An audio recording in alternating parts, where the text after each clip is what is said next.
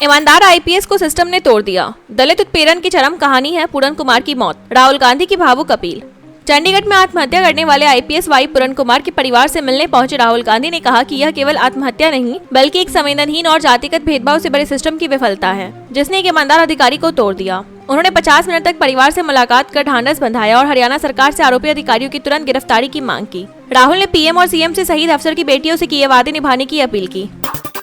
Trump ने Gaza सम्मेलन में पाकिस्तान की तारीफ करते करते ले लिया भारत का नाम, बोले महान राष्ट्र है इंडिया। मिस्र के शर्म अल शेख में गाजा शांति सम्मेलन के दौरान पाकिस्तान के प्रधानमंत्री शहबाज शरीफ ने पूर्व अमेरिकी राष्ट्रपति डोनाल्ड ट्रंप की जमकर तारीफ की। जवाब में ट्रंप ने भी पाकिस्तान की सराहना की, लेकिन अचानक भारत की चर्चा करते हुए कहा कि भारत एक महान देश है और उनके बहुत अच्छे मित्र उसका नेतृत्व कर रहे हैं। ट्रंप ने कहा कि भारत और पाकिस्तान भविष्य में साथ मिलकर शांति से रहेंगे। उनका यह बयान चर्चा का विषय बना हुआ है। सरकार ने इस्तीफा स्वीकार नहीं किया, लेकिन कांग्रेस में शामिल हो गए आईएएस करण गोपीनाथन। अब नियमों पर बहस। साल 2019 में अनुच्छेद 370 हटाए जाने के विरोध में इस्तीफा देने वाले आईएएस करण गोपीनाथन ने आधिकारिक रूप से कांग्रेस ज्वाइन कर ली है, जबकि सरकार ने अब तक उनका इस्तीफा स्वीकार नहीं किया है। डीओपीटी के रिकॉर्ड में वह अभी दादर और नगर हवेली में सचिव पद पर दर्ज हैं। ऐसी स्थिति में सवाल ये उठ रहा है कि क्या सेवा में रहते हुए कोई आईएएस अधिकारी राजनीति में जा सकता है। इस मामले ने सिविल सर्विस आचार संहिता को लेकर बड़ा विवाद खड़ा कर दिया है। गाजा शांति सम्मेलन में भारत की कमजोर मौजूदगी पर विपक्ष का वार। थरूर ने उठाए सवाल, सिब्बल ने किया बचाव। गाजा पट्टी में युद्ध विराम पर हुई वैश्विक बैठक में भारत ने प्रधानमंत्री स्तर के बजाय राज्य मंत्री कीर्तिवर्धन सिंह को भेजा, जिस पर विपक्ष ने सवाल उठाए हैं। कांग्रेस के साथी थरूर ने इसे भारत की अनुपस्थिति जैसा बताया। वहीं पूर्व विदेश सचिव कमल सिब्बल ने कहा कि सरकार का निर्णय सही है क्योंकि भारत का रुख संतुलित और व्यवहारिक है। सम्मेलन में 20 देशों के नेता और डोनाल्ड ट्रंप शामिल हुए थे। भारत अफगान रिश्तों में नया मोड़। अमृतसर काबुल सीधी उड़ान शुरू होने पर आप सांसद विक्रमजीत साहनी ने जताई खुशी। अफगानिस्तान के विदेश मंत्री आमिर खान मुत्तकी की भारत यात्रा के दौरान दोनों देशों ने सीधी उड़ान सेवा बहाल करने पर सहमति जताई है।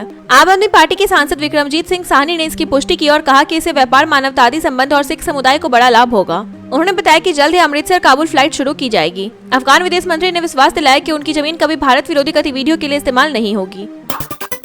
तालिबान मंत्री के भारत में स्वागत पर फटे जावेद अख्तर, कहा शर्म आती है दोहरे मानदंड क्यों। गीतकार जावेद अख्तर ने भारत में अफगान विदेश मंत्री आमिर खान मुत्तकी को दिए गए गर्मजोशी भरे स्वागत पर कड़ी प्रतिक्रिया दी है। उन्होंने कहा कि यह वही लोग स्वागत कर रहे हैं जो आतंकवाद की आलोचना करने की बातें करते हैं। जावेद अख्तर ने दारुल उलूम देवबंद को भी कटघरे में खड़ा किया और पूछा कि तालिबान जैसे सख्त इस्लामी शासन की प्रशंसा कैसे बर्दाश्त की जा सकती है। 2021 के बाद यह पहला मौका है जब कोई तालिबानी नेता भारत आया है। आईपीएस पूरन कुमार केस में बढ़ा सियासी दबाव। अब खुद हालात संभालने उतरे मनोहर लाल खट्टर। आईपीएस पूरन कुमार के आत्महत्या मामले में हरियाणा की राजनीति गर्मा गई है। राहुल गांधी के हस्तक्षेप और विपक्षी दबाव के बीच अब केंद्रीय मंत्री मनोहर लाल खट्टर मैदान में उतर आए हैं। खबर है कि उन्होंने चंडीगढ़ और हरियाणा में अपने भरोसेमंद अफसरों को हालात संभालने भेजा है। सुसाइड नोट में नाम आने के बाद सरकारी दबाव और उत्पीड़न के आरोप लगे हैं। मामले ने जातिगत भेदभाव और सिस्टमिक प्रताड़ना की बहस छेड़ दी है। कौन है करण गोपीनाथन? सरकारी नौकरी छोड़ ईमान की राह चुनने वाले आईएएस अब कांग्रेस में। 2012 बैच के आईएएस करण गोपीनाथन ने मानवाधिकार और लोकतंत्र के सवाल उठाते हुए 2019 में इस्तीफा दे दिया था। अनुच्छेद 370 हटाने के विरोध के बाद उन्होंने कहा था कि सरकारी अधिकारी होते हुए भी नागरिक अधिकारों की आवाज उठाना जरूरी है। सोमवार को उन्होंने कांग्रेस ज्वाइन किया और कहा कि देश लोकतांत्रिक मूल्यों के संकट से गुजर रहा है। दिलचस्प बात यह है कि अब तक उनका इस्तीफा आधिकारिक रूप से स्वीकार ही नहीं किया गया। क्या कर्नाटक में आरएसएस पर बैन लगेगा? मंत्री प्रियंका खड़गे की चिट्ठी के बाद सिद्धारमैया सरकार सक्रिय। कर्नाटक में राष्ट्रीय स्वयंसेवक संघ की गतिविधियों पर बैन लगाने की चर्चा तेज हो गई है। मंत्री प्रियंका खड़गे ने मुख्यमंत्री सिद्धारमैया को पत्र लिखकर आरोप लगाया कि आरएसएस सरकारी परिसरों का राजनीतिक इस्तेमाल करता है। उन्होंने तमिलनाडु की तरह कार्रवाई की मांग की। इस पर सीएम ने मुख्य सचिव को रिपोर्ट तैयार करने का निर्देश दिया। भाजपा ने कहा कि कांग्रेस भारत की सांस्कृतिक जड़ों को निशाना बना रही है, जबकि कांग्रेस ने जवाब दिया कि कानून सब पर समान है। आईपीएस पूरन केस ने हिलाया हरियाणा। सुसाइड नोट में नाम आने पर डीजीपी शत्रुजीत कपूर हटे, ओपी सिंह बने नए पुलिस प्रमुख।